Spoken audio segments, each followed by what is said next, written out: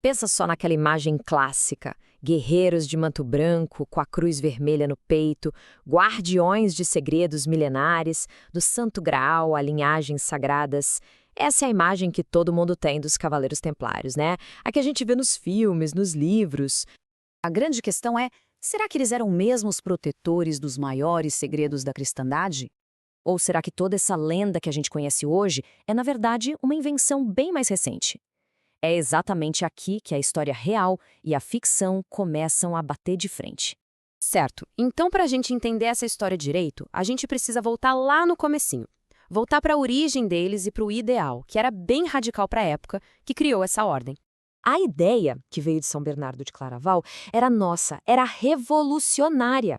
Pensa só, um monge guerreiro, um cara que pegava toda a sua agressividade e, em vez de usar para glória pessoal, dedicava a Deus.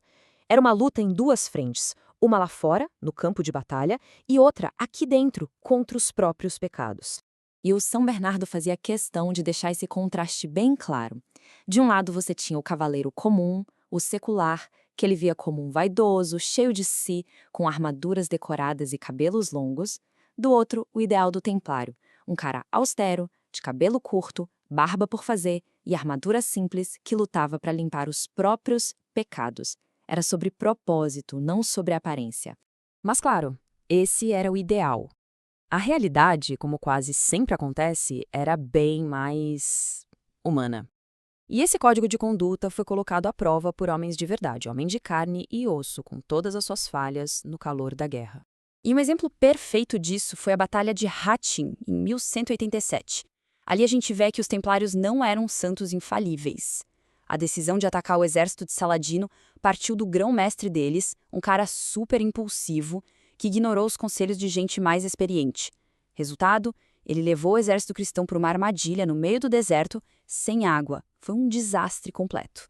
Só que o que aconteceu depois dessa derrota catastrófica é o que mais contradiz essa ideia de que eles eram hereges ou que tinham crenças secretas. Depois da batalha, o vitorioso Saladino capturou 230 cavaleiros templários. E ele deu a eles uma escolha bem simples: se converter ao Islã e viver, ou manter a fé cristã e morrer. E aqui vem o ponto que define tudo. Nenhum único templário renegou a fé. Todos os 230 escolheram a morte. Isso foi um martírio em massa, um ato de fé tão extremo que simplesmente não bate com a imagem de um grupo que guardava segredos anticristãos. Pessoas com segredos assim não morrem por Cristo, certo? Mas, mesmo com toda essa devoção, o poder e, principalmente, a riqueza imensa da ordem acabaram transformando os templários em um alvo muito conveniente.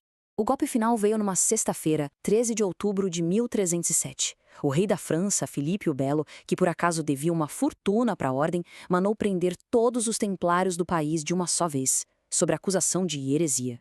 O que se seguiu foram anos de julgamentos, confissões obtidas sob tortura, e tudo terminou em 1314, com o último grão-mestre, Jacques de Molay, sendo queimado na fogueira. Com isso, o Papa dissolveu oficialmente a ordem. Parecia que era de fato o fim da linha para a história dos Templários. E, por muito, muito tempo, a história deles realmente ficou no passado. Os Templários viraram uma nota de rodapé nos livros de história. Até que, uns 450 anos depois, uma coisa muito curiosa aconteceu e ressuscitou o nome deles de um jeito totalmente inesperado. Basicamente, foi uma jogada de marketing.